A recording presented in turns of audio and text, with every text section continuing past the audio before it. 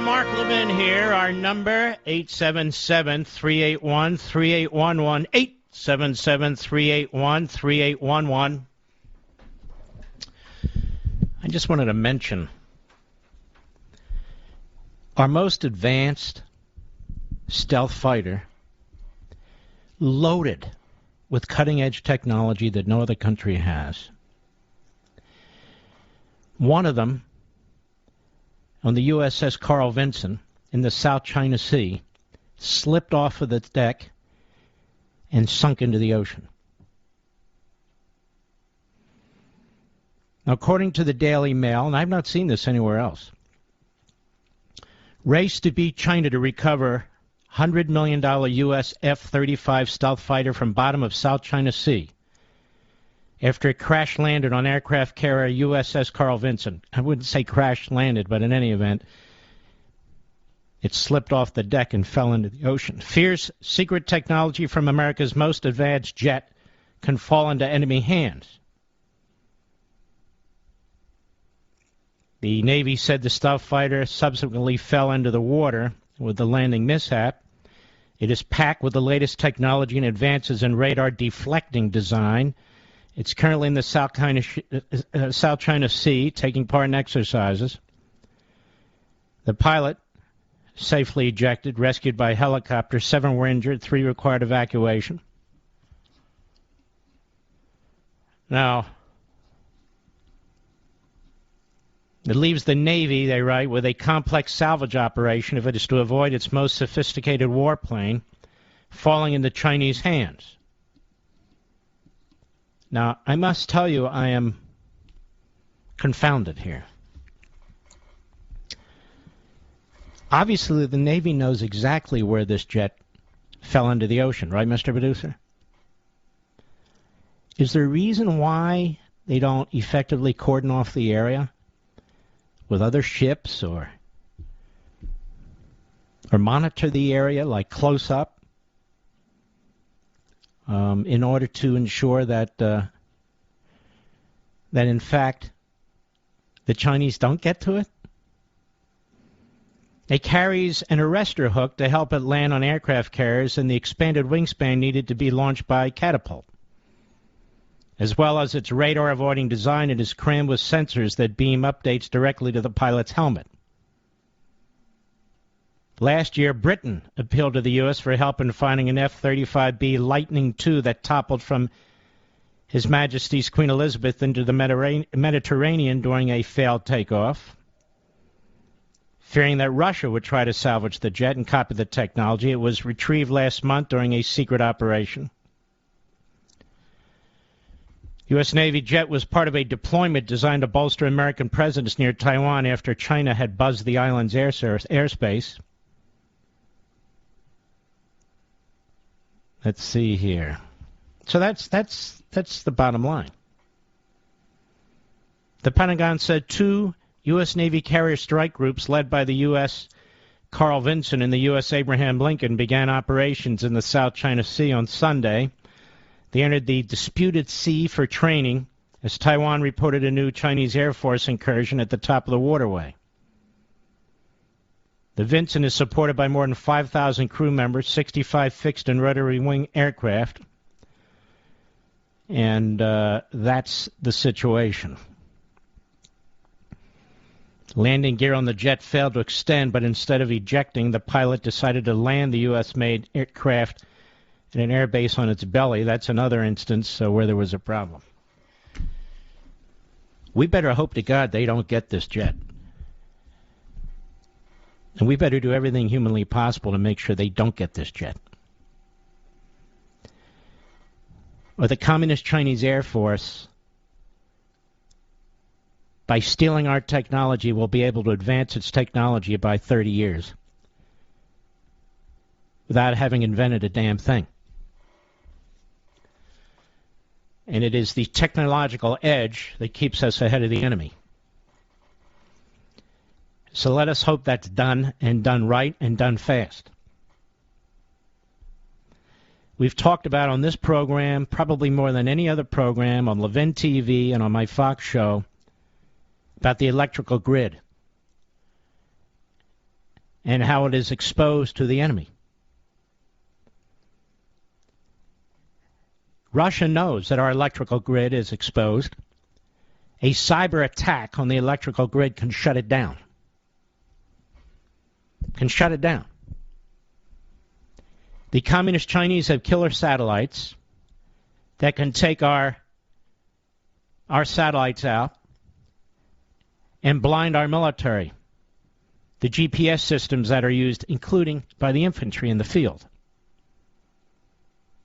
We've known this for a long time, which is exactly why President Trump started the Space Force, given the bureaucracy at the Air Force, and I don't mean Air Force pilots and personnel, I mean at the top, and the resistance there. So he broke it off so it could direct its attention full-time every day to the battle in space, because the communist Chinese are there first.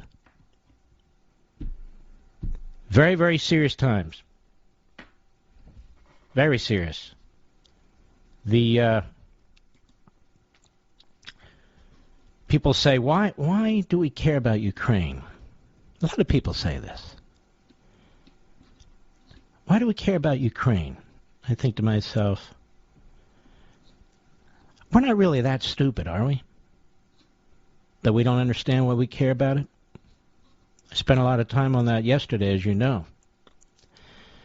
One of the reasons I said yesterday, and I believe this, is that Putin isn't going to stop in the Ukraine. There are 4 NATO countries that share a border with Ukraine. And what else will happen? Well, our other enemies, again, will see that we're incapable of doing anything. And they will move. They will move. And these problems are going to start to pile up and get worse and worse. What else will happen? Russia itself will be further motivated to take action. So doing nothing doesn't just mean that there's no cost. Doing nothing means there's severe cost. It gets bigger and broader and deeper, as we've seen throughout not just world history, but our own history. I'm not a military expert, but what should we do? I would arm up Ukraine as much as possible. We should have been doing that a long time ago. And of course, the events, the provocative events that led up to this point, with the Biden administration showing appeasement, whether it's that oil pipeline or surrendering basically on the nuclear arsenal that Putin has, and on and on and on, or just the installment of Biden, looking at him, taking the measure of the man, could be provocative enough. But there's a lot of consequences that result from these events. A lot of consequences that result. So it's not something we can just blow off. All right, there's other things I want to get into. Just a couple of quick things. This group, Media Matters, when I mentioned Soros in the context of the Nazis the other night, they went nuts, didn't they, Mr. Producer? They just flipped out. It was all hands on deck, because that's their sugar daddy. It's the sugar daddy of the Democrat Party. It's the sugar daddy of all the radical left American Marxists, NGOs, and other charitable organizations. And so they go on immediate attack. That Levin said Soros assisted the Nazis. I only took Soros' own words. The interview with 60 Minutes several years ago. He said he had no compunction, no regrets about what he did.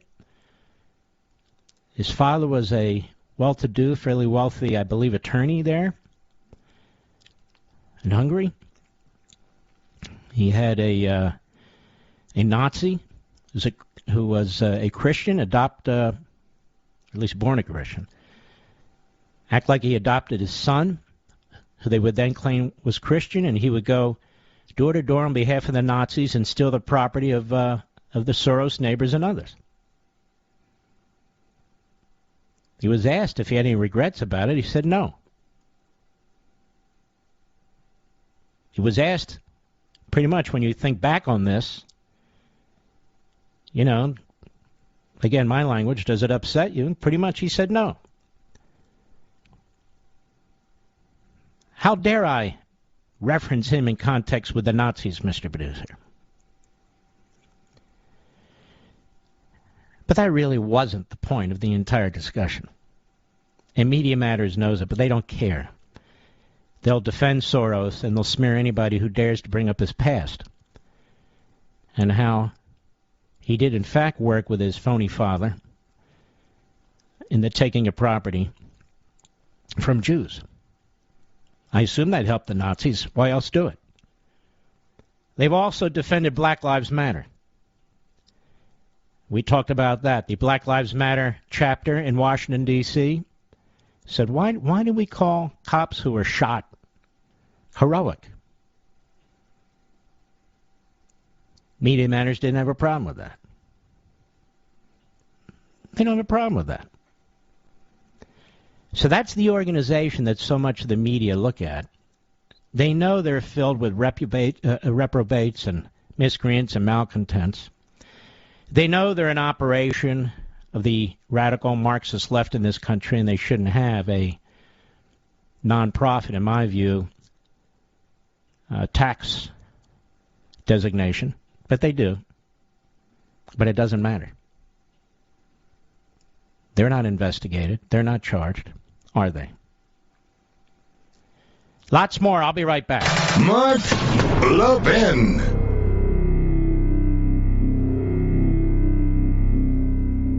My friends, I know you love freedom and want to defend it, and I know you love the Constitution. Well, so do I.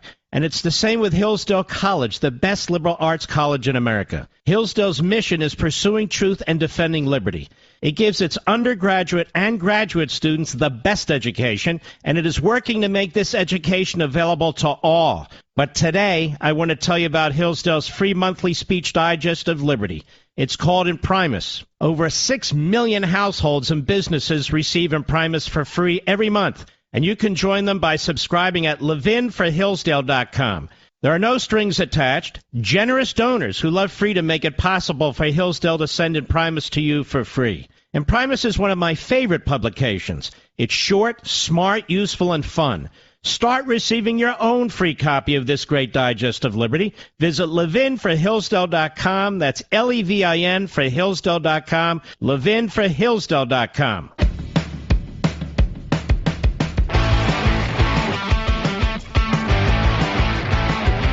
You know, folks, watching the so-called medical bureaucracy in Washington, D.C. is truly a disgusting spectacle. How politicized it is, how power-hungry it is, how centralized it is, how cut off from the cutting-edge modern research it is, how it demands complete control, how it rejects individual liberty, competition of ideas, which is how you get scientific solutions. We're basically talking about a massive bureaucracy with tons of red tape that is parasitical. It feeds off the private sector. And it's constantly fed money and power, wants to get into gun control and all that sort of thing. I told you, maybe it's 8 weeks now, 6 weeks at least, despite getting the Johnson & Johnson vaccine, despite getting the booster, I got this Wuhan, China virus. And the first day, I was actually quite ill. Around the state of Florida, they had approximately 24 facilities set up by Governor DeSantis, but run by the private sector, in which you get the monoclonal antibodies, that is, shots. as a therapeutic after the fact. So we're talking here mostly about people who have been vaccinated and yet still get this lousy virus. I also told you the next day I felt much better, and then by day 3 and 4, I was perfectly fine. And I'm not alone. Florida has the data. We don't need a trial, an FDA trial. Tens of thousands, if not hundreds of thousands, I believe, have benefited mightily from this monoclonal antibody, this treatment. There's almost no downside to this. None. The Biden administration, constantly incompetent and yet always looking to exploit politically, have been trashing DeSantis and Abbott since they came into power because they wouldn't go along with this truly iron-fisted totalitarian collection of agencies and longtime bureaucrats. So DeSantis has his own medical experts. They also get advice from people outside government, people who are in these universities and so forth, in private practice. And so he was offering monoclonal to his citizens.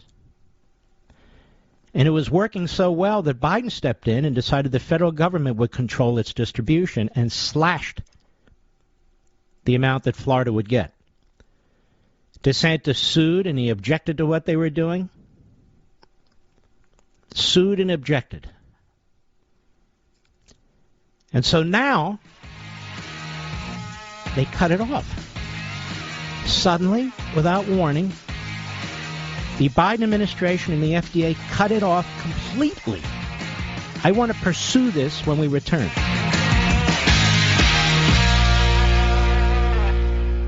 My friends, I know you love freedom and want to defend it, and I know you love the Constitution. Well, so do I. And it's the same with Hillsdale College, the best liberal arts college in America. Hillsdale's mission is pursuing truth and defending liberty.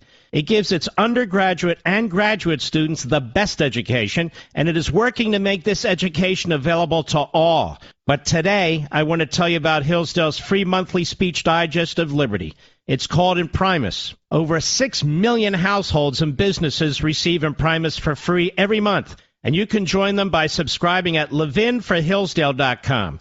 There are no strings attached. Generous donors who love freedom make it possible for Hillsdale to send Imprimis to you for free. Imprimis is one of my favorite publications. It's short, smart, useful, and fun. Start receiving your own free copy of this great digest of liberty. Visit levinforhillsdale.com. That's Levin for Hillsdale.com. levinforhillsdale.com.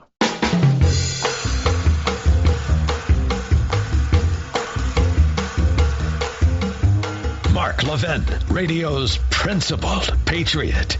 Call in now at 877-381-3811. This may amaze some people.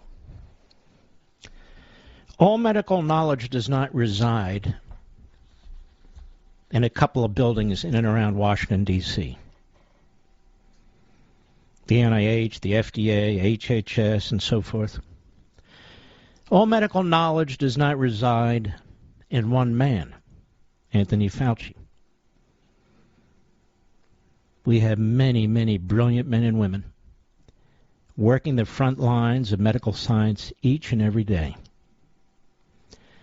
In universities and colleges throughout America, in pharmaceutical companies and other companies throughout America. And yet you never hear from them unless you're watching the Fox News channel or you're listening to conservative talk radio. It's always Fauci all the time. And yet no matter how many times people write the briefs showing how he has been wrong, how he has lied, how he's flip-flopped, it doesn't seem to matter. He's the man. It's like the old Soviet Union, Stalin, relying on ideology for food, for agriculture, for harvesting. What happens? People starve to death. Fauci hasn't actually practiced medicine in half a century. God knows how many of the people in the upper echelons of this infectious disease operation, or the FDA, or anywhere in the NIH, have practiced medicine or worked in a lab. As I say, this is a big country with a lot of smart people. And yet here we have the FDA recklessly, based on one half-assed study, and these studies are as good as you put into them, just cuts Florida off. Now, again, politically, first Biden takes control of the antibodies, redistributes them to slash the amount that Florida gets, because Florida was the first and most aggressive to make them available. Based on the research and the studies and the knowledge of Florida's Surgeon General, Florida's experts, and the information that Florida has gleaned from around the country and around the world in terms of scientific studies and data and statistics. The people who use monoclonal antibodies are overwhelmingly the people who've already been vaccinated, the people who already listen to Fauci and Biden, already got boosters. What are we going to do? Get boosters for the rest of our lives? You get boosters for the rest of your lives. I'm going to become an anti-vaxxer because there's a point at which this stuff is extremely dangerous to your immune system. And how many trials have been run with endless boosters from any of these vaccines? Answer: none. In that respect, you're all guinea pigs. Look what happened in Israel. They're on booster number 2. After Pfizer, 2 shots, then a booster, now another booster. That's 4 shots. And they had a massive outbreak 2 weeks ago. And so DeSantis says, look, I want to deal with, and he said it on my program 2 Sundays ago, I want to deal with what happens once people get this. At which point, if they've been vaccinated, it didn't help them in that regard, that is, from not getting it. And number 2, if they weren't vaccinated, they too can use the monoclonal antibody treatments. Now, here's what DeSantis said today. I can't play it all, but part of it. Cut 1, go. Early this morning, thousands of Floridians woke up to news that their appointments to get treatment for COVID-19 infection were canceled by the Biden administration, which outright revoked authorization for 2 very popular monoclonal antibody treatments that the state of Florida really pioneered over the summer and that we've worked hard to make available to our residents who needed treatment. Mind you, the people that seek this treatment are overwhelmingly people that have been vaccinated, but yet they're still infected, and many of them are high risk. Now, they are relying on revoking this and pulling the rug out from under people on a single non-peer-reviewed, non-clinical study that was actually done by a consultant for a rival company to the other 2 monoclonal antibody treatments. This is not based on a clinical trial. This is not even peer-reviewed. And so this is something that they claim shouldn't be used because we have Omicron. And what we would say in Florida is we have had people use it, and we've had good results. It's not 100%. We understand that. But you also don't even know when someone goes in whether it's Omicron or still the Delta. Yes, mostly in Florida it's going to be Omicron at this point. But it's really a reckless decision to be able to take this option away from patients. And it is reckless. It's disgusting. It's appalling. They're even taking, over-the-counter drugs away. Hydroxy became controversial. And others became controversial that are often used, been used 1 billion times. It seems like this administration doesn't want to have available for your use therapeutics. Has it developed any? I know in my own case that this worked. It may not work in every case. They have no scientific study, no legitimate study to back up their assertion. None. None. So who at the FDA did this? The bureaucrats. Who are the bureaucrats? We don't know. Now, this FDA, this infectious disease organization that this Fauci runs, NIH, they have been wrong. Their decisions have cost Americans their lives. The politicians that have followed what these people have told them and have dictated to their citizens. We know about the deaths that have occurred in this country as a result of that. We know that they're putting in place unconstitutional and illegal mandates that virtually every court that hears these cases rejects. And they still keep going on TV like they're the experts. Like they're the experts. So if you go and get vaccinated and you still get it, then what? Then what? Florida had an answer. Imperfect, but very good. So here's Fauci on MSNBC today. There he is, swinging into action. How does this man have time to study anything? He doesn't. He's covering up his own fingerprints and DNA all over the Wuhan, China lab. And don't tell me I can't call it the Wuhan, China lab. We'll have Peter Schweitzer here in hour 3.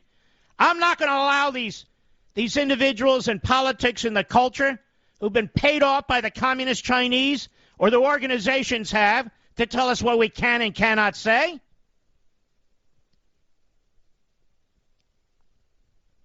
If they want to defend a genocidal regime, that's up to them. I'll be damned if I'm going to do that. So here's Fauci. Cut 2, go.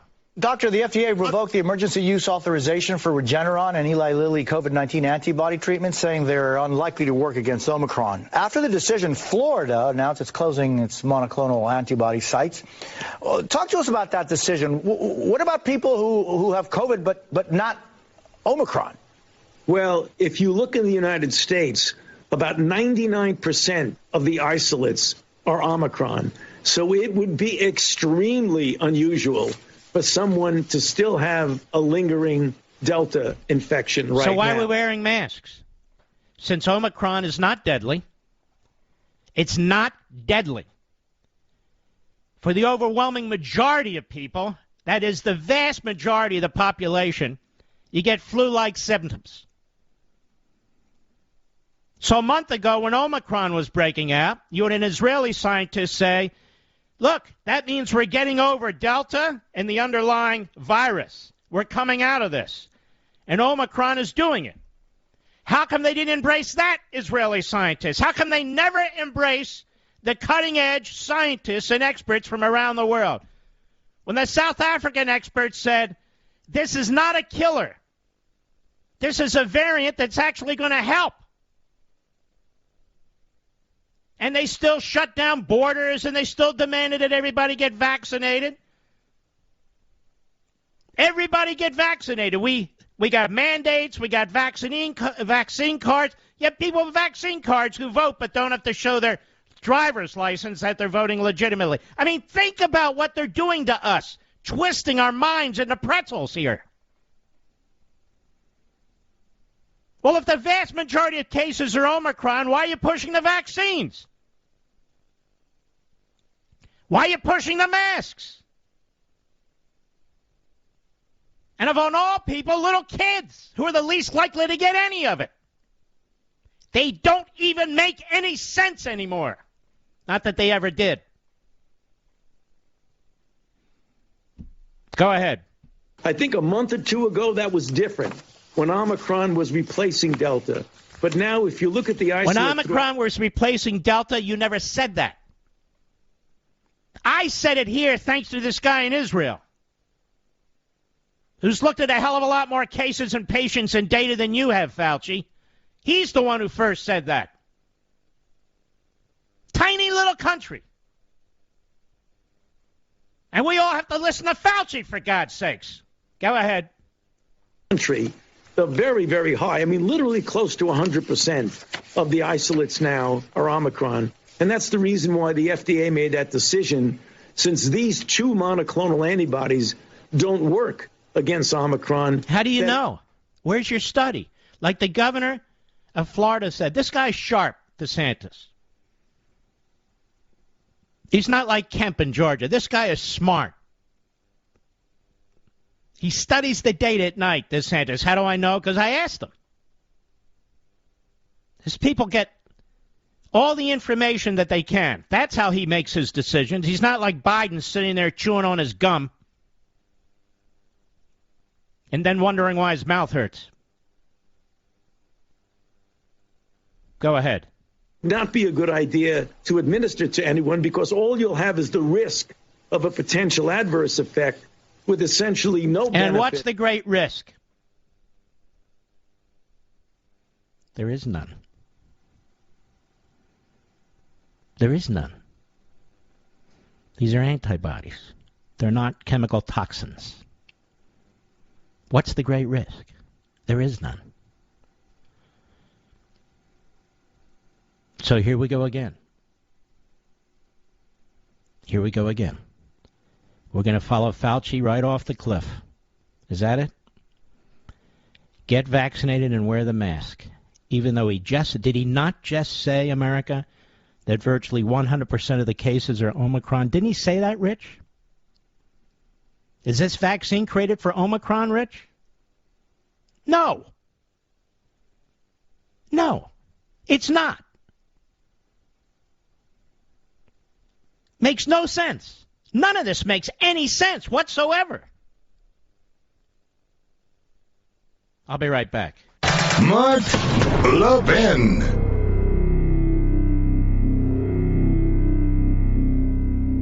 My friends, I know you love freedom and want to defend it, and I know you love the Constitution. Well, so do I.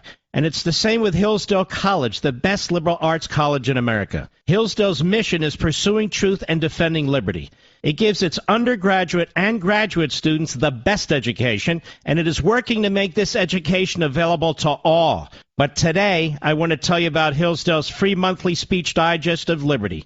It's called Imprimis. Over 6 million households and businesses receive Imprimis for free every month, and you can join them by subscribing at levinforhillsdale.com. There are no strings attached. Generous donors who love freedom make it possible for Hillsdale to send Imprimis to you for free. Imprimis is one of my favorite publications. It's short, smart, useful, and fun. Start receiving your own free copy of this great digest of liberty. Visit levinforhillsdale.com. That's Levin for Hillsdale.com. levinforhillsdale.com.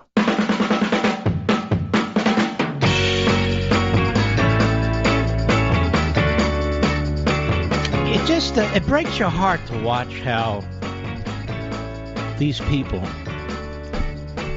once set loose, how they're destructive.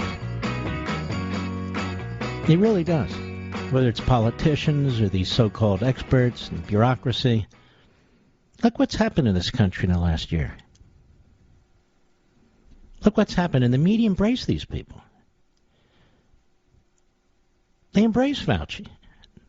They give him a megaphone all the time, anytime he wants it. When you have Rand Paul that takes this guy on, and Rand Paul's been right about everything from the beginning with respect to Fauci. They just treat it like a game. It's not a game. It's not a game. Our government helped to fund the production of a deadly virus through a genocidal regime. And I am convinced now, others have said it, I am convinced that they were preparing this for military reasons or other reasons, the Communist Chinese. Mark, can you prove that? I certainly would like an opportunity. A lot of people would, but the Communist Chinese won't let anybody near the place. Can I prove it? Can I prove it? Do they understand what this regime is? Oh, I know NBC's making a fortune with exclusives on the Olympics. I know the NBA and the NFL are making a fortune. And as you will see in Hour 3, if you didn't watch Life, Liberty, and Levin, and I sure as hell hope you did, we're going to have Peter Schweizer here. This government, there's like a subterranean government, all paid off by the communist Chinese, Republicans and Democrats, mostly Democrats, but Republicans too. One institution after another, one corporation after another, one media outlet after another, one entertainment outlet after another. The culture. Academia.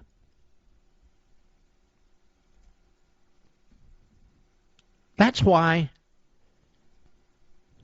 the bricks and the stones from the pyramids fell on Donald Trump's head when he dared to call it the China virus. Because China didn't want it called the China virus, and all of its surrogates in the United States said, no, don't call it the China. You can call it the Spanish flu. But no China virus. Why? It's a Hitlerian regime. No, can't call it the China virus. I shall return. He's here. Now, broadcasting from the underground command post, deep in the bowels of a hidden bunker, somewhere under the brick and steel of a nondescript building, we've once again made contact with our leader, Mark Levin.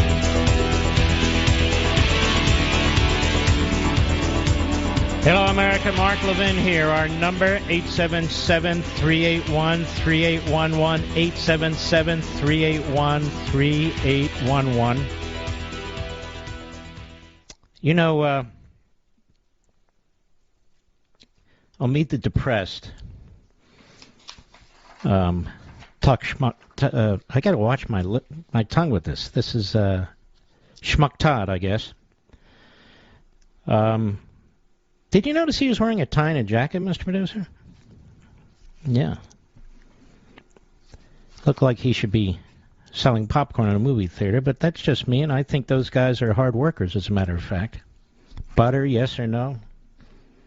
Imagine doing that for 12 hours, Mr. Producer, on the minimum wage. But anyway, Chuck Todd, they interviewed Georgia voters to find out what they have to say. Cut 6, go. The whole world is just, it's a mess. With the coming midterms likely a referendum on President Biden, voters are in a sour mood. This week I traveled to Georgia, the state that clinched control of the Senate for Democrats. I think there's still a lot of separation, a lot of divide. We're kind of on a tipping point of polarization. I wish we could just shut up and agree and listen to each other. Asked to describe America in their own words in our NBC News poll, voters used the words divided, negative, lost, bad, and downhill. I think it's just getting harder to live that American dream. You seem to be a little bit disappointed. I am. The majority of his voting bloc, I feel that he's ignored us. Do you think that President Biden has fought hard enough for the priorities of black voters? I do not. America's divided. I wonder why.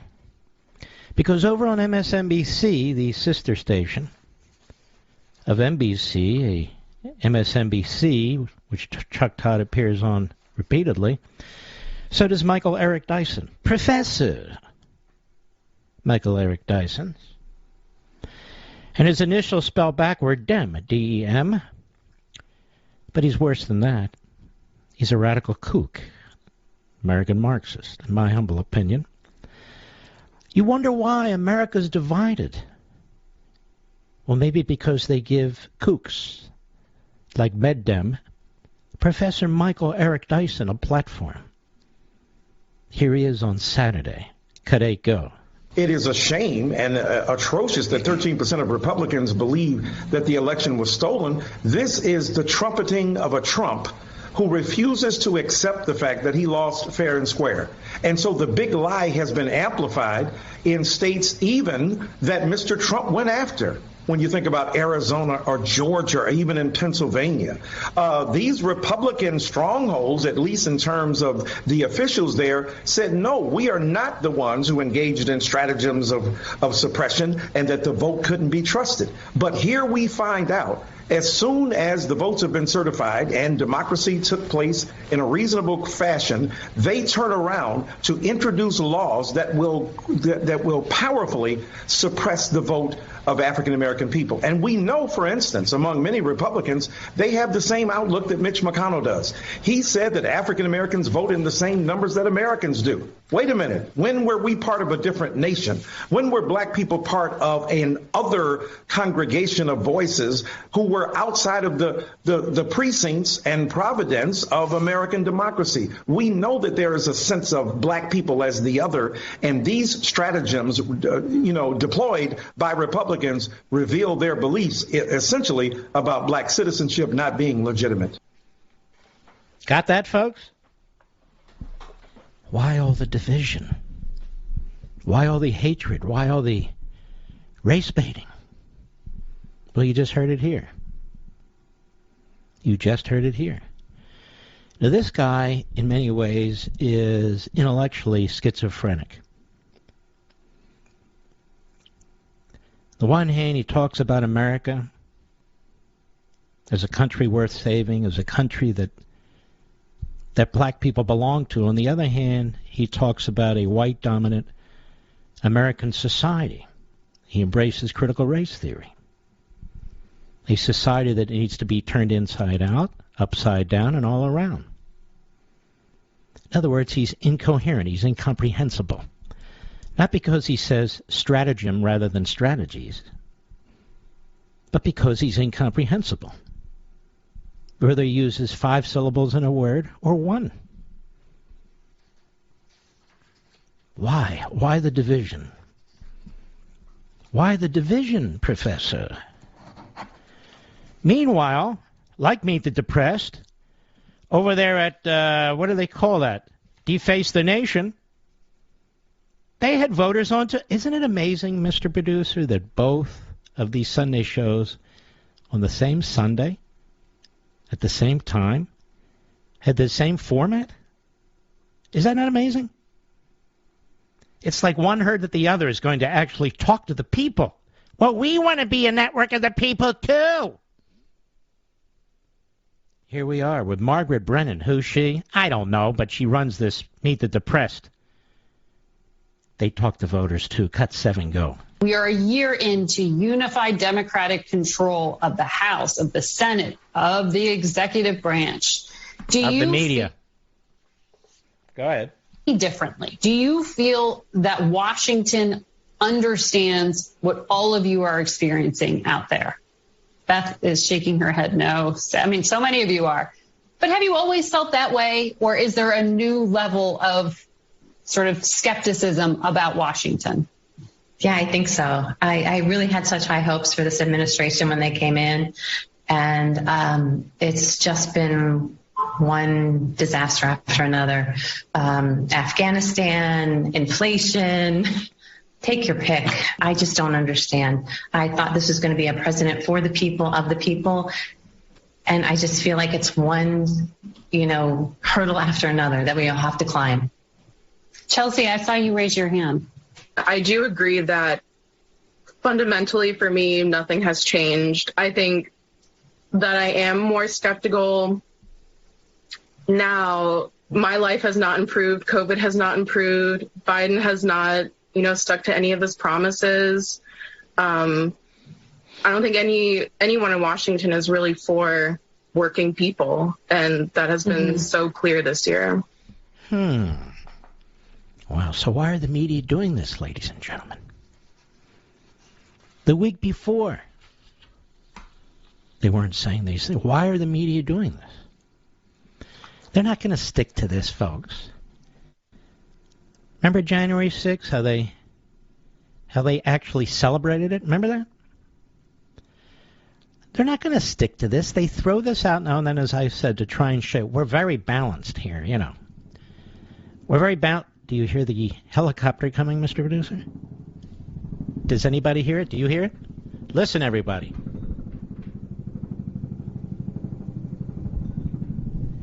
They're coming to get us. The black helicopters are coming to get us. Now, what it really is I live on the Potomac River. And the helicopters tend to follow the Potomac River, which is smart, including military helicopters. Including when Joe decides to go to Camp David. But he keeps forgetting Camp, what is it called? Daniel? Davis? Dennis? What is it? Anyway, so there you have it. Of course, the American people are unhappy. Their lives are not going to improve while he's at the helm. And they look for boogeymen to blame all the time. All the time. And, of course, the Republicans and the private sector, and mostly you. Remember how Biden was blaming you? The way Carter blamed you? Oh, yes. The way Fauci blames you? If the people would just listen to me. Just listen to me. I'll be right back. Mark Levin.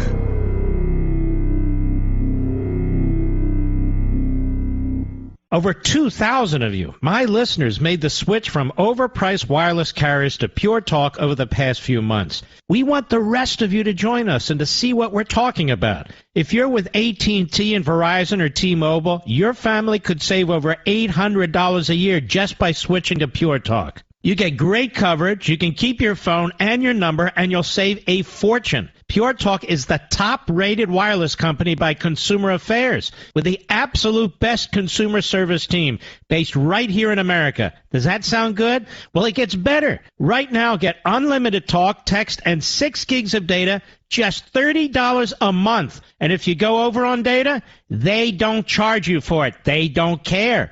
Go to puretalkusa.com and enter promo code Levin Podcast. Again, puretalkusa.com, promo code Levin, Levin Podcast. And when you do, you'll save 50% off your first month. That's puretalkusa.com, promo code Levin Podcast. Pure Talk USA, simply smarter wireless. Ladies and gentlemen, literally millions of foreigners have crossed our border, and we don't know who they are. Literally millions. You have people in most of your communities. The government doesn't even know who they are. They don't know their backgrounds. They don't know their medical situation. They don't have a database on them, but they have all that on you. The only entity really covering what's going on the border, in addition to new media entities, is Fox. And one reporter in particular, Bill Mulligan. And Bill Mulligan, Mulligin, is a fantastic reporter. I don't know him. I've never spoken to him, but he's a fantastic reporter. Fox News reporter, this is Right Scoop, Bill Mulligan, catches Biden administration mass releasing illegals that are supposed to be deported. We are lied to constantly and repeatedly by this low IQ, unhinged, phony president and the people with whom he surrounds himself. Fox News reporter Bill Mulligan caught the Biden administration transporting and mass releasing single adult illegals, most of whom are men, by the way, into the country, even though the law says they must be deported immediately. He tweeted, "We witnessed the federal government mass releasing single adult migrants, almost all men, at a parking garage in Brownsville, Texas. Taxi cabs were then called for them. We followed the cabs to Arlington Airport, where the migrants were dropped off to get on flights around the United States." According to Mulligan, this violates Title 42 and CBP. So they had nothing to do with it. ICE is the agency releasing these illegals. So they're violating federal law. And they don't care. Well, they not only don't care, they know they're doing it. What do you think of that? Now, More from Fox. Large numbers of single-adult illegal immigrants are being released, transported to the U.S. and Texas via a small unmarked office in a parking lot. Video caught by Fox News on Sunday shows.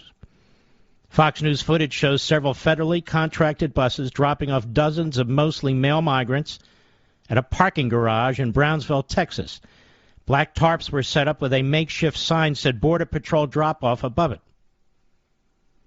Fox witnessed men go into a small, unmarked office, then reemerge moments later as multiple taxi cabs then showed up to collect the migrants, who were then shuttled off to nearby Harlingen Airport. There were no children or migrant families among the groups. Several of the migrants told Fox they crossed illegally that morning, paying approximately $2,000 per person to cartel smugglers. Now they're supposed to be deported. A statement to Fox News, the city of Brownsville said its Office of Emergency Management, through FEMA, works to facilitate the, quote, transfer of these migrants to their final destination by allowing them to use services to contact their families, NGOs, or a taxi cab. They should be removed.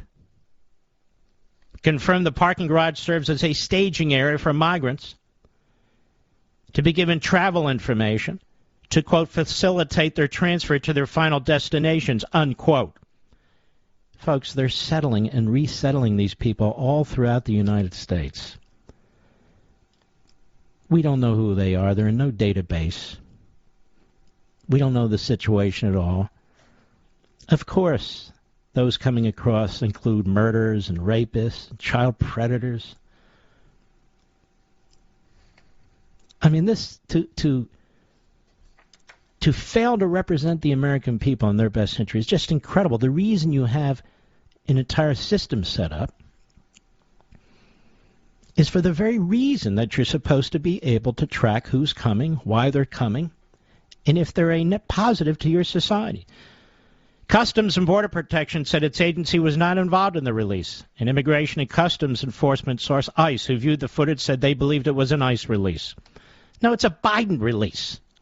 The development comes just as CBP officially released its December border numbers, showing 178,840 encounters in December. A slight increase over November, but significantly higher than 73,994 encountered in December 2020. Biden just doesn't care. He doesn't care anymore. He doesn't care at all. Big deal, he's thinking. What do I care? I'm getting my money. The communist Chinese are taking care of my family. What do I care? No big deal. The Democrat Party doesn't care. This is their new base. But you notice Hispanic Americans who've been here, even relatively recently, they do care. And they care a lot. They do care, and they care a lot. And all of a sudden, you see how they're voting. And the closer they are to the problem, the more they're voting Republican. And if the Republicans finally take over some piece of this government, they need to perform and take serious steps to take on this fraud in the Oval Office. They must. Because who else is going to do it if they don't? Nobody. Well, governors, but we need people at the federal level. It is my deepest hope that if the Republicans win a smashing victory in 2022 and take back the House and perhaps the Senate, that we don't have the same debacle we had with John Boehner and again Mitch McConnell, that they turn on the base. They turn on the Trump people, they turn on the Reaganites, they turn on the conservatives, that is, the non-establishment, non-Bush, non-Cheney base. That they try and take these new recruits and assimilate them into all the bad habits of Washington, D.C. That's exactly what McConnell and Boehner have done. That's what they do. It better not happen this time. We're on to this. We're on to this. This is our country.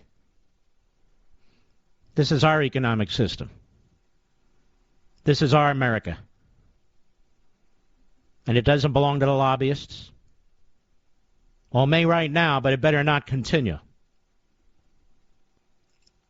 Doesn't belong to the bureaucrats, doesn't belong to the Democrats, the American Marxists. It belongs to us, we the people.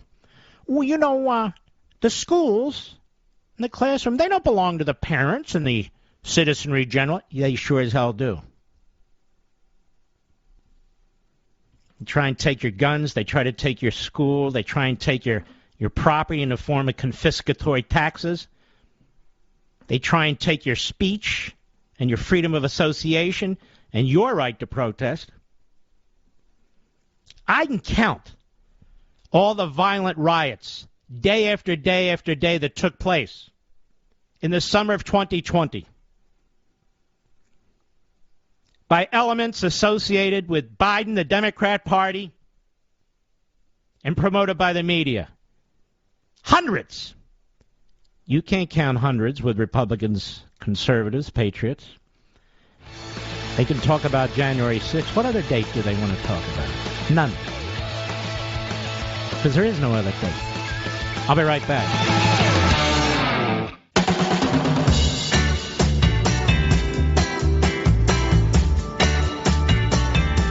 America's most powerful conservative voice. The Mark Levin Show. Dial in now. 877-381-3811. You know, folks, we have a little positive news to report to you tonight. Don't think I've forgotten about Convention of States. I have not forgotten about Convention of States. And we have the head muckety-muck of Convention of States, my dear friend Mark Meckler, to report to us. Mark, how are you, my friend? Man, it's a good day for liberty, Mark. I'm doing very well, thank you. It's a great day. Tell everybody what's going on. Well, so as you know, we've been laboring out there in the trenches for years now, working on passing Convention of States resolutions around the country. And today we had an incredible victory. The Wisconsin Senate voted and passed the Convention of States resolution. We had already passed the Assembly. So that becomes legislature number 16 in the books to approve the Convention of States resolution. What state's next? Well, we had another victory today. I honestly didn't expect it to happen today. It really happened very quickly. And South Dakota, at 7:30 this morning, they started their hearing, packed the hearing room in South Dakota with patriots. It went straight to the floor. There's no delay in South Dakota. And today we passed the South Dakota House. So South Dakota's looking really good. But that's not all. Nebraska's on the slate, Nebraska being the only unicameral legislature in the country. They have a Senate, not a House. And we've gone through 2 votes there. It's a 3-vote process.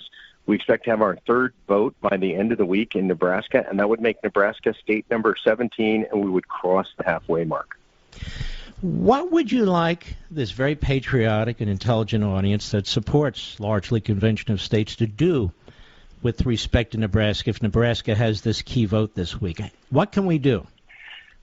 Yeah, look, if you're in Nebraska, then what you want to do is you want to call your senator and you want to let them know that you're a supporter of Convention of States. You want it to happen.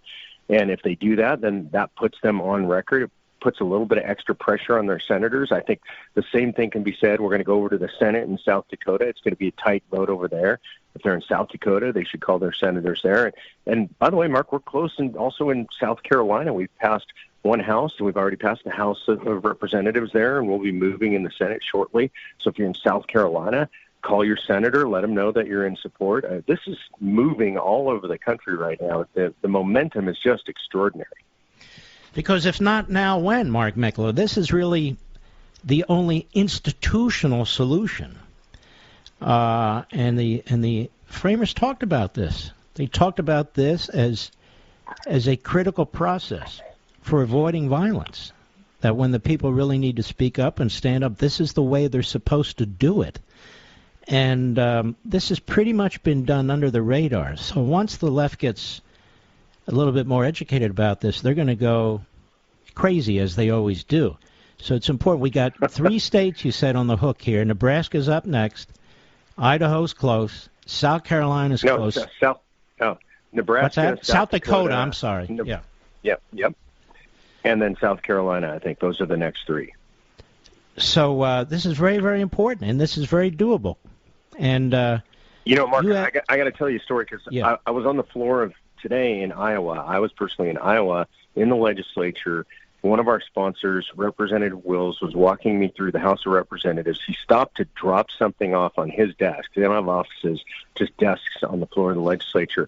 And on his desk, he had a book, and that book was Liberty Amendments. And literally, he said, you're the guy that caught him on this. He's my sponsor there. If this happens there, it's because of him, and it's because he read your book, and that inspired him to understand that the solution was Article 5. Mark Meckler, let's tell everybody, early on, you and I both opposed this process. Then you looked into it. I didn't know you were looking into it. I started to write a book against it, and I said, wait a minute. Why am I against this? And then I reversed course, and I wrote a book strongly in support of it. And then virtually simultaneously, you formed this organization, and this book comes out with now any discussion between us, correct? Yeah, that's correct. Mark, I remember when we had the discussion about it, and you had written the book, and me and Mike Ferris had started the organization. And I remember telling you this, and there was a long pause, and you said, that's not coincidence, that's providence. And I really believe it is, because this movement required the intellectual foundation that you provided with the Liberty Amendments, and then it required a bunch of grassroots activism, and obviously that's what I know how to do, what Mike Ferris knew how to do with the homeschool movement. Those kind of things, we look at these pivot points in history, God puts his hand on things, and I'm convinced that was a providential moment. Mm-hmm. So here's what I want you to do. When these various states, as they come up, as you need support, or something happens and you want to report to us, to let Mr. Producer Rich know, and now let the general public know if they want to get involved in a voluntary movement, if they want to get involved in these states, if their states are red or marginally red or blue, and they want to become activists, and if people want to donate to the cause, because this is a big cause. It's a very, very crucial cause during very grave times here. Where do they go? Go to conventionofstates.com, fill out the petition, and send that to your legislator. Importantly, click on the Take Action button and volunteer. Not enough just to fill out the petition. We need you guys in the fight. It doesn't take everybody. It just takes a few great patriots, and I know they're in your audience, Mark. All right, Mark. God bless you, my friend, and my best to your wife and all your volunteers. Same to you, Mark. God bless. Thank you very much. You too. See, folks, there's still things going on out there. You can't give up. You can't roll over. That's what they expect. Most of these people don't even know what Convention of States is. That's okay. I'm talking about the enemy. Now, speaking about the enemy, there's a guy out there by the name of Philly Bump. Philip Bump. He's a national correspondent. I don't know what that means. And he seems obsessed with yours truly, and he seems to be an obsessive liar. Washington Post. Just listen to this. A few repeating patterns have emerged over the past 7 years. One is that Donald Trump does something that obviously crosses the understood boundaries of acceptable behavior, causing some Republican officials and a chunk of the Republican Party's base to step back and offer condemnation. Then after days or weeks or months of hollering from the party's far-right core, the majority decides that actually what Trump did was not a big deal. And by the way, far-right core tells you where his head's at. It is below his belt buckle. At times it even decides that what he did was actually good to do, a reflection of his unwavering honesty and so on. And this guy is obsessed. The second pattern often interlaces with the first. In it, any investigation into something that was done, usually by Trump or his allies, is cast as hopelessly partisan and dishonest, conducted by dishonest partisan actors toward partisan dishonest ends. What is a national correspondent? Isn't that supposed to be a reporter, Mr. Producer? In support of this idea, the right gets to work ginning up both reasons to play down what is being investigated and to cast aspersions at the investigators. If you need an example, here's a battery. Trump's comments about former Senator John McCain, the response to the Access Hollywood tape, Charlottesville, the Russia investigation, Trump's first impeachment, then, of course, there's the riot on Capitol Hill, January 6th. Now, let's look at these. John McCain. Doesn't mention Joe Biden's treatment of Bob Bork or Clarence Thomas. I mean, Donald Trump was not the driver, Chappaquiddick. The response to the Access Hollywood tape. Well, I don't know. What was the response to Tara Reid? None. Charlottesville. It's only been explained 1,000 times. The actual transcript has been discussed syllable by syllable by yours truly. The Russia investigation. I'm shocked he would mention that, since that is the biggest political hit job in American history and Trump's first impeachment. Oh, what? That would be Ukraine. I wonder who the president of Ukraine would like in the Oval Office tonight. This is one of those interlacing examples. Trump repeatedly insisted the 2020 election was stolen. Well, you guys repeatedly insisted the 2016, 2004, 2000 elections were stolen. Don't you remember that? He struggled to leverage federal resources to block Joe Biden's election. When did he do that? He urged his supporters to come to Washington on that day, promising a wild protest aimed at ensuring he got a second term in office. What's the insinuation there? He attacked Vice President Mike Pence for not trying to steal the election. No, he didn't attack him for not trying to steal the election, agree or disagree. What his point was that, hold on, I'm looking at this over here. Okay, his point was that what the president of the Senate could do is send back electors or refuse to count and present electors where there's controversies in the states.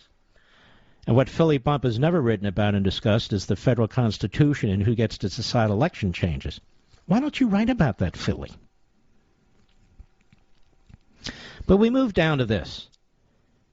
As those in the right-wing media universe were slowly turning their charged with violent crimes that day into martyrs, notoriously poor conditions at the jail where they were being held understood as a reality for years suddenly became evidence that those still being detained, a small fraction of those arrested, were being targeted for political punishment. He's never moved his fat ass to the jail to even take a look or to even investigate, ladies and gentlemen, because he's a national correspondent. A poll in July found that a quarter of Republicans approved of the rioters. And how many Democrats approved of Black Lives Matter? Backers held rallies in support of those who had been arrested, 75 of whom were charged with assault with a deadly weapon or with attacking law enforcement. That means 600 of whom were not. Now, here we go. The reward mechanism in right-wing media is generally constructed to benefit more outrageous assertions. The person who offers the most virulent condemnation of the left wins the debate and is handed the louder megaphone. Now, I'll just mention me, not the other host. He'll have to discuss it himself. But this is why it's people like Mark Levin. Well, and they say Dan Bongino, who've seen their stars rise in the past 5 years, and it goes on. Now, Mr. Producer, has my star risen in the past 5 years? Haven't I been doing this for almost 20 years? This has been the number 3 show since after like the second or third year of my doing this. And then unfortunately, our Babe Ruth passed away. So this is the second biggest talk radio show in America. The second biggest conservative talk radio show in America. Period. In New York, there is no competition from 6 to 9 at night. And I can go down one major city after another, medium-sized city and small community.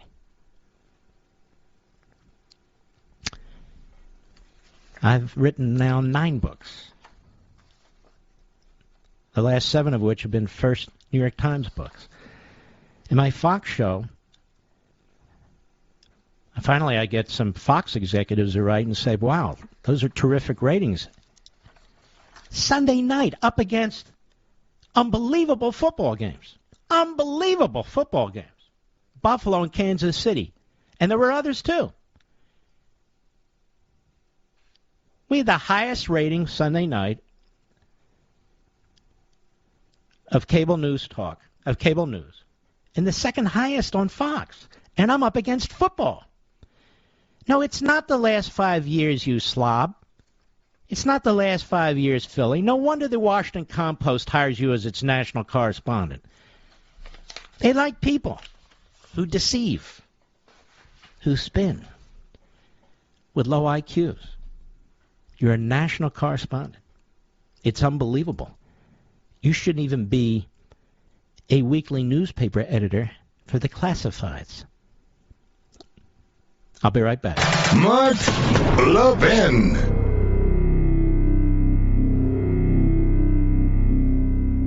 Over 2,000 of you, my listeners, made the switch from overpriced wireless carriers to Pure Talk over the past few months. We want the rest of you to join us and to see what we're talking about. If you're with AT&T and Verizon or T-Mobile, your family could save over $800 a year just by switching to Pure Talk. You get great coverage, you can keep your phone and your number, and you'll save a fortune. Pure Talk is the top-rated wireless company by Consumer Affairs, with the absolute best consumer service team based right here in America. Does that sound good? Well, it gets better. Right now, get unlimited talk, text, and 6 gigs of data, just $30 a month. And if you go over on data, they don't charge you for it. They don't care.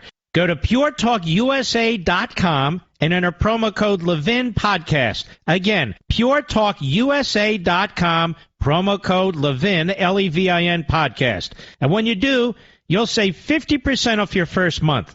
That's puretalkusa.com, promo code Levin Podcast. Pure Talk USA, simply smarter wireless.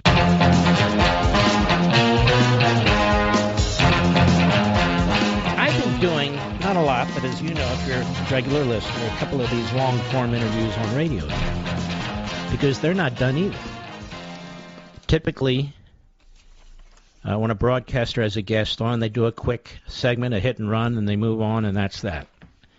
Look, I've done that from time to time, too, but I also said, now, wait a minute. Some of these subjects and some of these individuals deserve a longer period of time, and they don't have to be authors. Maybe there's somebody with a really brilliant idea, or somebody who is who's an activist with stories to tell, or whatever the situation. But in the next hour, we're going to have Peter Schweizer on the program. His book is Red-Handed: How American Elites Get Rich Helping China Win. You have probably wondered and wondered, how does China get away with this stuff? Why is it that Donald Trump is the only recent president to stand up to them? Even when the Republicans control the House or the Senate.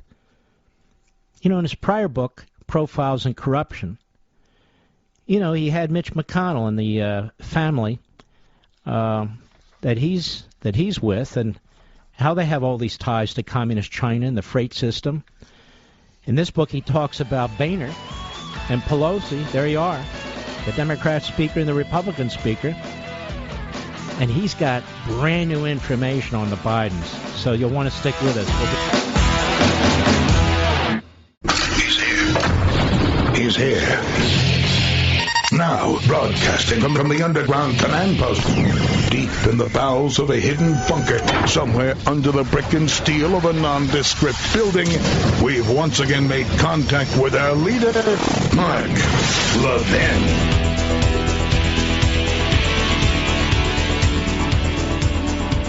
Hello, America. Mark Levin here. Our number, 87.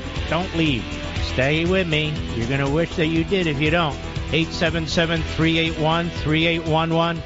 877-381-3811.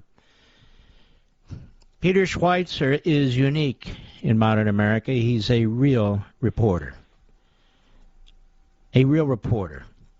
He digs. He finds out information. It's not that he takes his time. He's very thorough.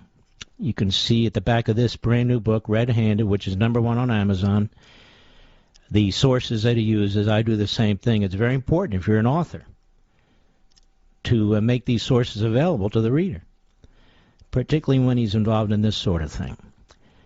And this is a no-holds-bar book that exposes the ugly underbelly of the corporatists, of entertainment, of academia, of politics, of the media, and how Communist China has made significant inroads in all these areas.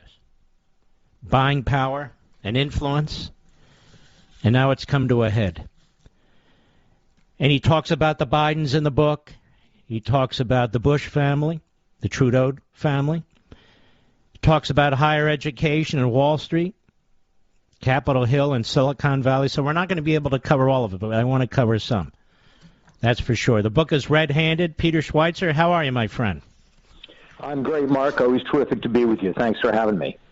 Well, it's my pleasure. Let's get into this. And I want to begin, I'm trying to think of, with Capitol Hill, I think, on Chapter 3. Let's start there, Capitol Hill, and let's start with Pelosi and Boehner and Feinstein et al. Go right ahead.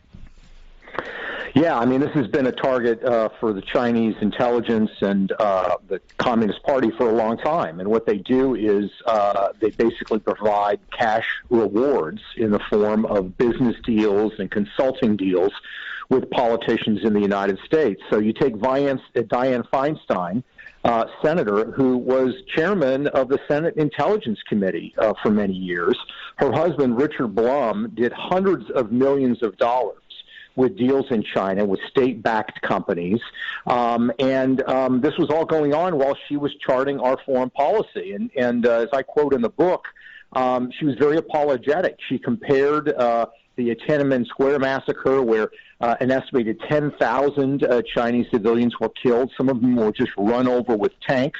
She compares that to Kent State in the United States. On other occasions, she said that China is more democratic and representative, their dictatorship is, than the representative republic that we are in the United States. And it kind of reached a crescendo at one point. Her husband was invested in a Chinese computer company that was selling computers to the U.S. military. And it turned out the U.S. Marine Corps discovered that there were bugs on these computers. So what you have is the chairman of the Senate Foreign Relations Committee's spouse in business with the Communist Chinese, and that company is selling bugged computer equipment to the United States military. You look at Nancy Pelosi. Nancy Pelosi, when she first got into Congress, was very critical of Beijing. In fact, she once had a protest on Tiananmen Square. She unfurled a banner about human rights. The Chinese police didn't like that. They confiscated it. But she has migrated towards a much more accommodating position towards China because her husband has had a series of financial deals involving China, and her son has been very aggressively seeking deals in China. Just one sort of small point to illustrate it, Mark. In 2008, you remember Beijing had the Olympics, just like they're about to have here later this year. Pelosi was initially opposed to that and said we needed to boycott it. Then it turned out that her husband actually had part ownership of two limousine companies that got contracts from the Chinese to transport VIPs around Beijing for the Olympics. She literally changed her position to saying, well, I'm not in favor of a boycott anymore. You look at former Speaker of the House, John Boehner. When he was Speaker of the House, there were several pieces of legislation that China did not want to pass. In one case, a bill that was going to deal with Chinese currency manipulation, it passed through the Senate with a big bipartisan coalition of Republicans and Democrats. It was then in the House where he was Speaker, and a majority of Republicans and a majority of Democrats supported the bill. He refused to allow it to come up to a vote, and the Chinese were very pleased. There was a lobbying firm, Patton Boggs, that has for years, decades, represented the Chinese government as lobbyists. They were lobbying against that bill. And so when John Boehner steps down as Speaker of the House, he goes to work for the lobbying firm that continues to lobby for the Chinese government. Mm-hmm. So he's now a strategic advisor for that lobbying firm. Communist Chinese and pot. Who would have thought? Now, Peter Schweitzer, let me ask you this. There's been a lot, we want Donald Trump's taxes. He came into the government as a self-made billionaire. Now you have these people who feed off government like parasites. Nobody, but as far as I know, but I have been demanding the release of the Pelosi tax returns. Why do you think that is? They circle the wagon on Capitol. I guess none of them want to release their tax returns. You're right. I mean, Mark, this is part of the problem on this issue, that this is a bipartisan problem with Pelosi. It's a problem with John Boehner. It's a problem with Mitch McConnell. Mitch McConnell's not going to call out, say, the Bidens on their dealings with the Chinese because his family has his own sweetheart deal. Remind us Beijing. about that. Yeah, so in this particular case, Mitch McConnell is married, of course, to Elaine Chao, the transportation secretary in the Trump administration. Her family owns a shipping company called Foremost, and the Chinese government are their biggest customers. In fact, not only are they the biggest customers for Mitch McConnell's family, the shipping company has all of its massive cargo ships built by the Chinese government. The construction of those ships is financed by the Chinese government, and the crews are all Chinese nationals arranged by the Chinese government. And this is a business that's worth hundreds of millions of dollars. And in fact, the Chow family gave Mitch McConnell a gift of up to $25 million that more than quadrupled his net worth. So the question is Mitch McConnell, as the leader of the Republicans in the Senate, going to challenge the fact that the Bidens have a cozy commercial relationship and these deep ties with Chinese intelligence? No, he's not going to call it out because it's going to draw attention to him. Trump was different in this respect. I mean, this is the thing that I say to people who don't even like Donald Trump. He's really the first president really in more than a generation. You have to go back to Ronald Reagan, who really reconstituted American foreign policy. And with regards to China, he completely changed the conversation in a positive way. And this old idea that if we just trade with the Chinese, if we give them access to our technology, they're going to become more like us. No. In fact, what's happened in some respect, our institutions have become more like them. And Donald Trump has changed that debate, and hopefully he has changed it for good. And could this be one of the main reasons why, and we'll talk about more of these entities, why they kind of ganged up and they had as the overlapping laser-like focus the destruction or the removal of Donald Trump because Congress, the Bush dynasty, the corporatists, and on and on and on, and their love affair with the communist Chinese regime, whereas Donald Trump, as you point out, is the first to put his foot down? Yeah, I mean, I think that is absolutely a component of it. I mean, the central element of sort of the globalist world order, and by globalist world order, I mean, I use the term the way you do. It's not a loaded term. It's a simple description of the way they view international affairs, which is that you need to think about it globally. You can't think about it as uniquely as an American. And Donald Trump changed that equation, and it drove the Chinese government nuts. And what people say is, well, Ivanka Trump had her shoes made in China, for her fashion line. That's not the point. The problem is not a businessman or a businesswoman having shoes or some other product made in China. The problem is the Chinese identify American politicians who have not created significant wealth on their own. They're basically, professional politicians, and says, we're going to make them rich in a way that they could not become rich on their own. And when you look at Donald Trump, he is somebody who successfully built his global business by himself. So the attraction for Beijing is for an ambitious politician who's willing to sort of do their bidding. And by doing their bidding, by the way, they don't have to walk in lockstep, and they can criticize China for the Uyghurs from time to time.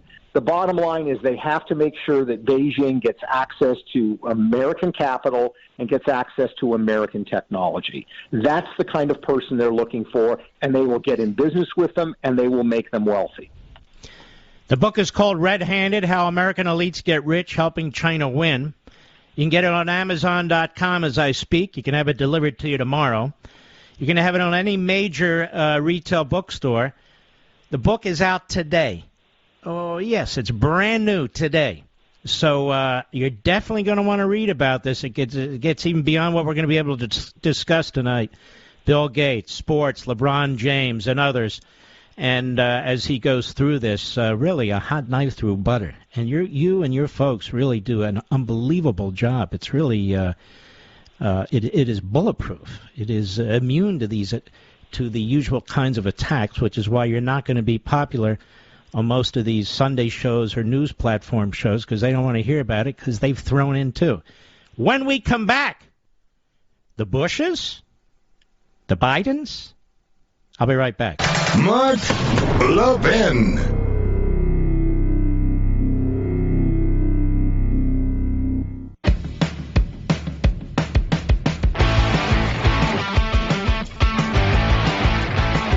The book is Red-Handed.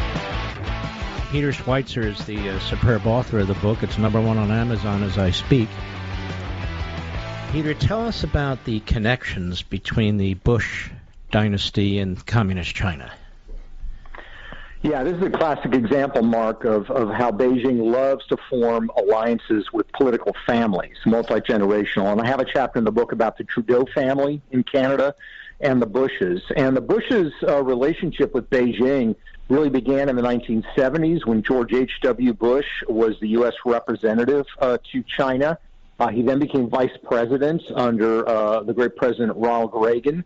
And while he was vice president, his older brother, Prescott Bush, started doing deals in Beijing, and he did deals with Chinese government officials. He helped build golf courses. He got involved in satellite companies. And when Tiananmen Square hit, George H.W. Bush was president, and Prescott lobbied him aggressively not to impose sanctions on Beijing because he had some very big deals going. And if you remember, George H.W. Bush did not impose sanctions. Flash forward through the 1990s, those relationships continued to grow. Then when George W. Bush became president, Prescott Bush continued to strike deals, but now a new generation of the family, Neil Bush, that would be George W. Bush's younger brother, started lining up deals with the Chinese government too. He became a consultant to a Chinese computer company that was owned by the son of the Chinese premier. They paid Neil Bush $1 million a year while his brother was president of the United States. There's no evidence that Neil Bush knows anything about the computer business. And Neil Bush today is very apologetic for the Beijing regime. He set up a Bush Center for the study of U.S.-Chinese relationships that's partly funded by Chinese United Front groups, which are affiliated with the government. And he's a complete apologist, and we quote him in the book extensively, making excuses for human rights abuses, the international conduct of China. And in addition to that, he's involved with 5 companies in Hong Kong or mainland China that are all paying him very, very well. So they love those kinds of relationships because that's the way political power is expressed in China, through families and through multiple generations. It's really quite unbelievable. You've also revealed a lot more new information about the Biden family. One of the things you told me Sunday, which has grabbed the headlines and shocked me, was the extent of this. $31 million washed into the Biden family by the Communist Chinese. Can you explain that to us?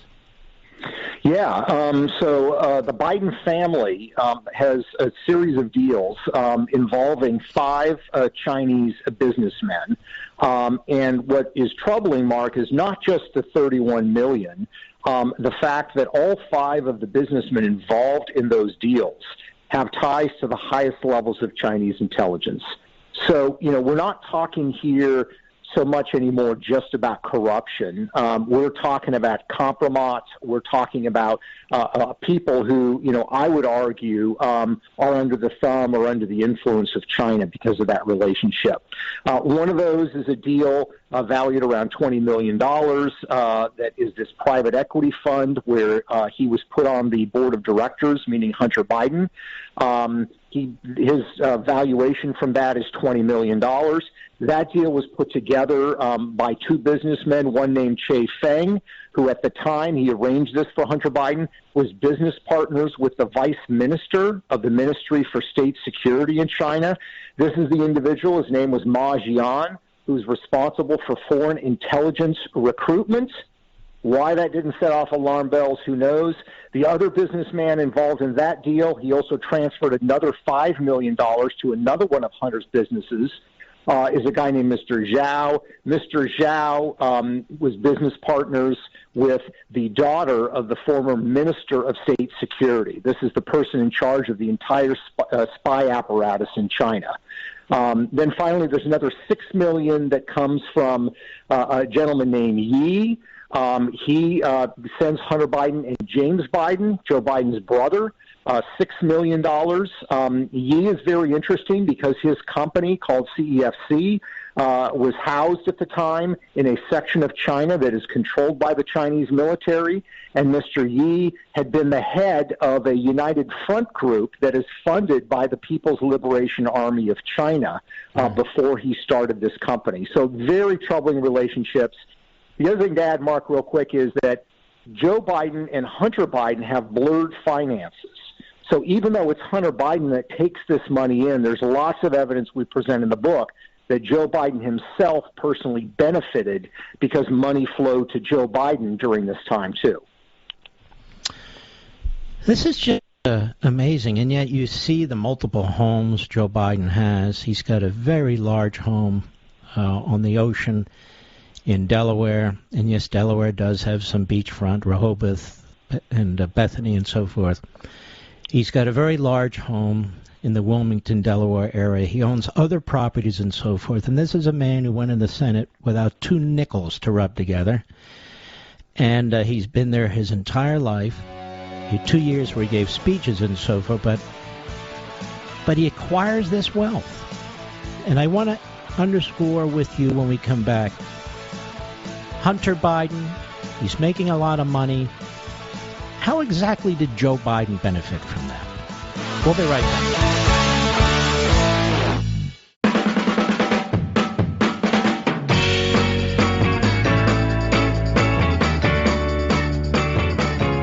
You're listening to Denali, the Great One. The Great One. And you can call in now, 877-381-3811. We're back with Peter Schweitzer. The book is Red-Handed, How American Elites Get Rich, Helping China Win. Now, Joe Biden. How is Joe Biden making all this money, Peter? It's a great question, Mark. And you have to give the Bidens credit. They're pretty clever about it. If you go through the Hunter Biden laptop as we have, you find a couple of things. First, you find Hunter Biden complaining to other family members that he's having to give half his income to Pop. Now, you could say, well, maybe Hunter's just exaggerating, maybe he's just... But the problem is when you start going through the financials, you see all kinds of evidence of Hunter Biden paying the bills for his father. While his father is vice president, you see him paying rudimentary things like a $300 phone bill, which is kind of a back-channel private phone line that Joe Biden has. You find Hunter Biden paying for repairs on the beautiful mansion that Joe Biden has up in Delaware. He's paying contractors, et cetera. There's communications about trucks, about vehicles. And what's important here, Mark, is that, it's not, if you look at the ethics laws, it's not legal for family members to do this. You can give an occasional gift. Your father's a senator and you're their kid. You can give them a suit and tie, or you can buy them something nice for Christmas. It is illegal to subsidize the lifestyle of politicians in the United States, and that's exactly what Hunter Biden was doing. So, it's interesting. In a way, I came away with this with a little sympathy for Hunter Biden, because I think part of the reason he is seeking all these deals is he's expected to bring in family for the money. He's paying the bills for his father, and he's transferring money to James Biden, who is Joe Biden's brother. So that's how Joe Biden is benefiting from the activities that Hunter Biden was carrying out in China and elsewhere. And he's a partner in many senses, right? You point out that you found that in the emails.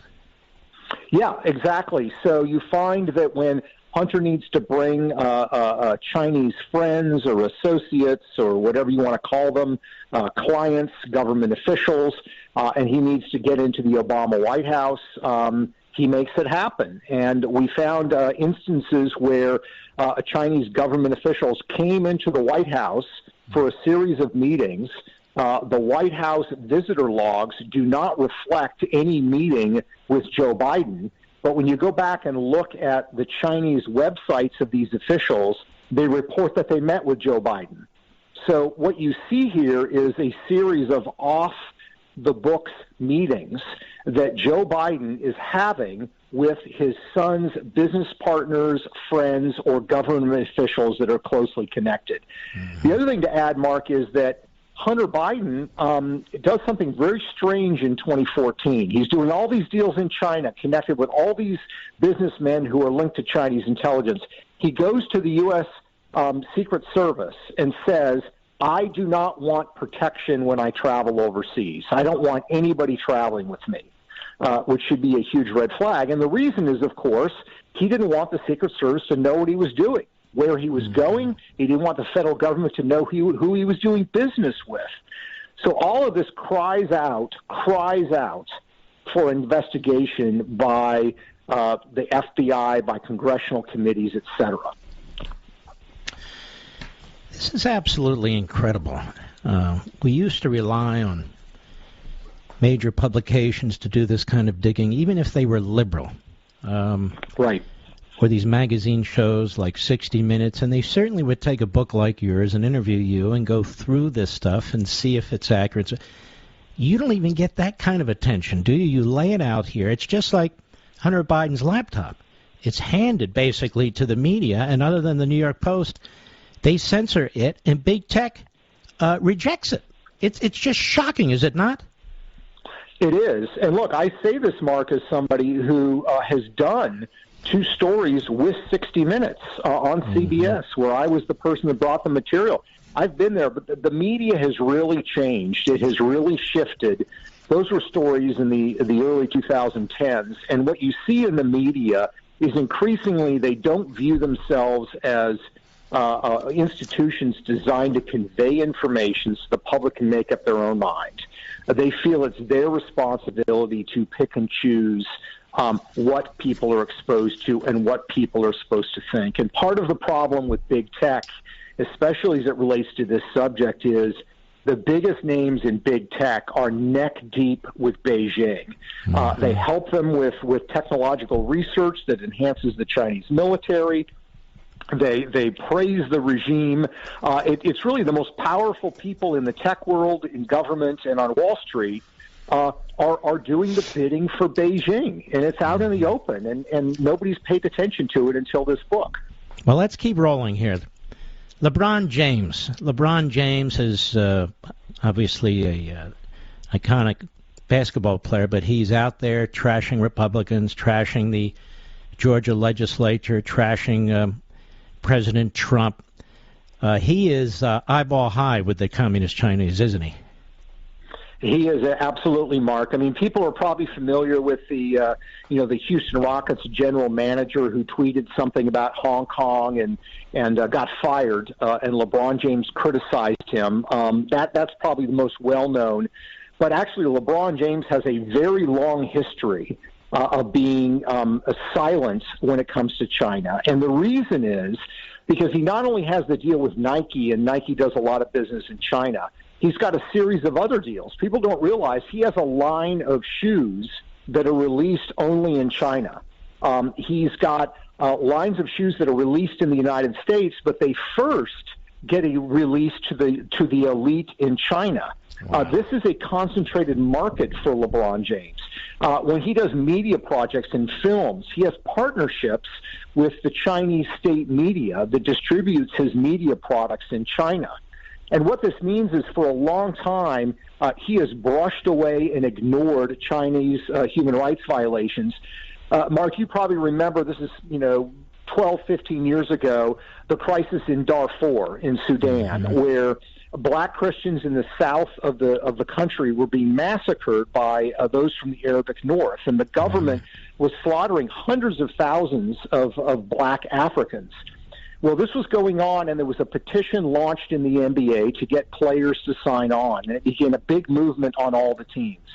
On the Cleveland Cavaliers, where LeBron James was at the time, there were only 2 people that refused to sign a petition condemning Darfur because the Chinese government was backing the Sudanese government, and this petition called out the Chinese government. One of them was a backbencher on the Cleveland Cavaliers who had a shoe contract with a Chinese company. The other one was LeBron James. So for LeBron James to refuse to call out the Chinese government for backing the massacre of an estimated 200,000 Africans is stunning, and it speaks to me to the fact that for LeBron James, those black lives apparently didn't matter. And it shows how inconsistent this man is. It's all about money. It's all about market access to China, and he is sympathetic to the regime. Why don't they expose him at ESPN? It's amazing to me. You have all these former players, all these guys that have been broadcasting for decades, writing, sports columns and so forth. They're down for the revolution, many of them, systemic this and systemic that. And the guy they get behind and praise all the time is worse than a hypocrite. He gives aid and comfort to a regime in communist China that practices real-time slavery, torture, rape, and brutal murder. It's incredible to me. Yeah, and the problem is, of course, ESPN is owned by ABC. ABC is owned by Disney. Disney has all kinds of commercial interests in China.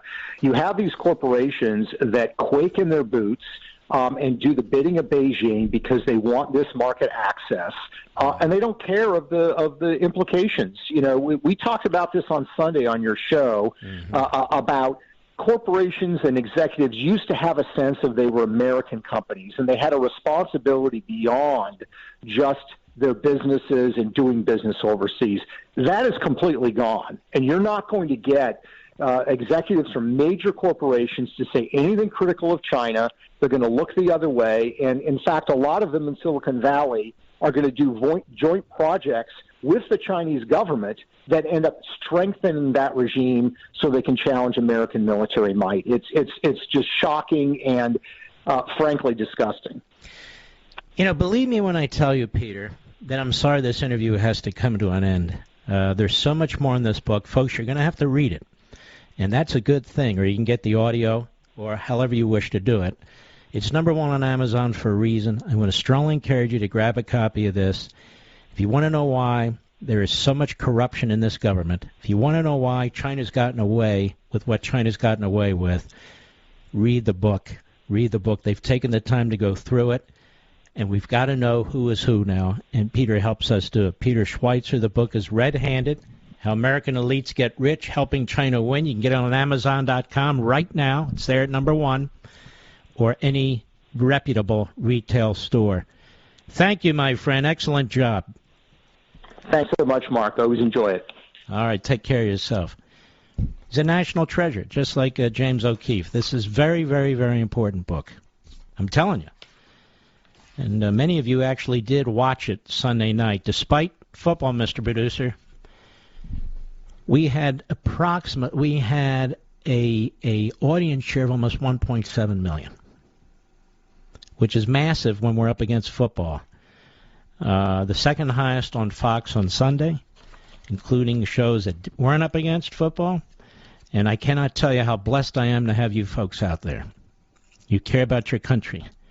And you can walk and chew gum at the same time. You can DVR and watch things live at the same time. We'll be right back. Mark Levin.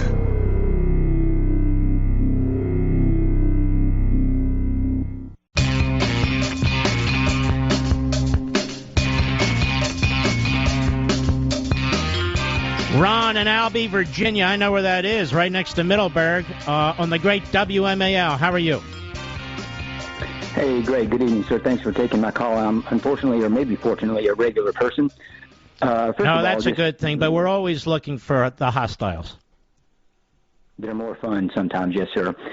First of all, with Mr. Schweitzer, his comments and your comments subsequent to his made me think of an interesting quote that you never hear, and that is, we should be much more fearful of politicians who become millionaires than millionaires that become politicians. What I wanted to talk about, though, was COVID. I wanted to go back to that real quickly. I'm a retired military physician, and I've been watching the numbers over the course of the last several months. And last night went to the Johns Hopkins and the CDC website where they keep running tallies of cases and deaths, just like CNN did when Trump was the president.